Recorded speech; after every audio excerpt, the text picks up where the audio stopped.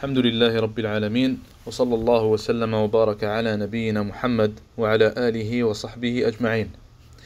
Donc ceci est le début, Inch'Allah, de notre série de la méthodologie de Talib al-Ilm. Aujourd'hui, on va commencer avec l'introduction. Première chose à savoir avant de commencer à faire Talib al-Ilm, avant d'étudier les sciences religieuses, c'est qu'il faut savoir que ces sciences religieuses-là, ces sciences islamiques, sont très très vastes.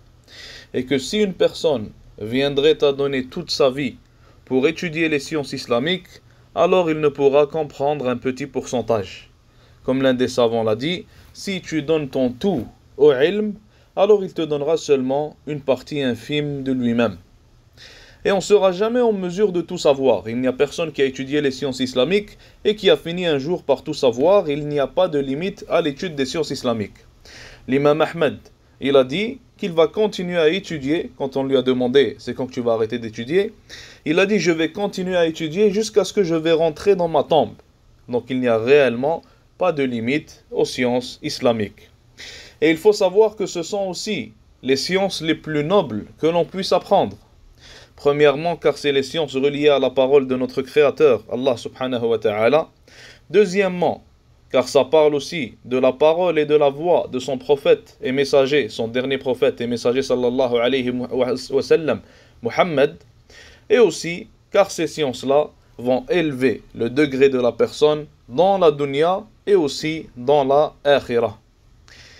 Et il faut comprendre que ces sciences sont si vastes et si complexes qu'avant même de commencer à les étudier, l'un devrait étudier la façon dont il doit étudier. Et c'est ainsi que les savants ont toujours fait. Avant de commencer à enseigner à de nouveaux étudiants, avant de commencer son aventure dans Talab al-Ilm, il commence toujours par leur enseigner comment est-ce que Talab al-Ilm doit être fait. Il commence par leur dire qui est le vrai Talib al-Ilm. Comment est-ce que Talib al-Ilm devrait être? Comment est-ce que l'étudiant des sciences islamiques devrait être? Comment est-ce qu'il devrait se comporter? Qu'est-ce qu'il doit faire et qu'est-ce qu'il doit délaisser? Quelle devrait être sa réaction quand il voit les ordres d'Allah subhanahu wa ta'ala et les ordres de son messager sallallahu alayhi wa sallam? Que doit-il faire des connaissances après les avoir apprises? Etc. etc. Et il faut savoir aussi que l'étude des sciences islamiques, c'est une bénédiction et une chance qu'Allah Azza wa Jal donne à qui il veut. Et ce n'est pas une chose qui est accessible à tout le monde. C'est vraiment Allah subhanahu wa ta'ala qui regarde les gens et qui décide à qui donner cette chance et cette permission et à qui ne pas la donner. Le Nabi sallallahu alayhi wa sallam, il a dit dans le hadith rapporté par Al-Bukhari et par Muslim, quand Allah souhaite le bien pour quelqu'un, il lui accorde la compréhension du din. Man yuridillahu bihi khayran yufaqihu fi ad-din. Et les savants disent que le contraire est aussi vrai. Si Allah subhanahu wa ta'ala ne veut pas le bien pour une personne, alors il ne lui donnera pas la compréhension de ce din. Donc on voit vraiment que c'est Allah Azza wa Jal qui décide à qui permettre cette étude-là et à qui permettre de comprendre la religion. Il faut savoir aussi que ces sciences islamiques sont l'héritage qu'ont laissé les prophètes alayhim salatu wassalam.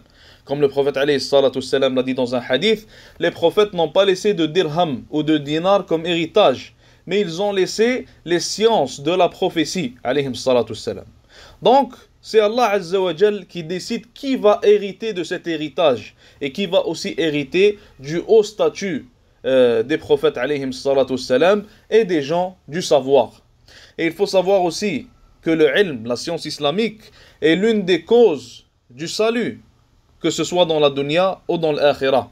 Car la umma, des fois, elle passe par des phases obscures. Des fois, l'être humain, ou beaucoup de fois plus tôt, il est éprouvé par Allah Azza wa Jal. Des fois, les choses ne sont pas claires. On n'y voit pas très clair, on ne sait pas qu'est-ce qu'on doit faire et qu'est-ce qu'on doit délaisser. Mais par le moyen de la connaissance bénéfique, par le moyen des sciences religieuses, par le moyen de la connaissance et la compréhension, alors l'être humain peut voir plus clair et peut éviter de tomber dans les épreuves et dans les pièges de Shaitan grâce à ce savoir. Donc Allah Azza wa Jal décide à qui il le donne et décide qui sauver de ces telles choses-là. Et il faut savoir que le Shaitan, l'un de ses plus grands buts, c'est que les gens soient ignorants. Et les problèmes par lesquels on passe aujourd'hui sont tous dus à l'ignorance du din. Ibn al-Jawzi rahimahullah, il a dit: sachez que la première ruse d'Iblis sur les gens était de les retenir et de les empêcher de la connaissance. Parce que la connaissance est la lumière. Donc si Iblis éteint leur lanterne, alors il le fera errer dans l'obscurité comme il veut.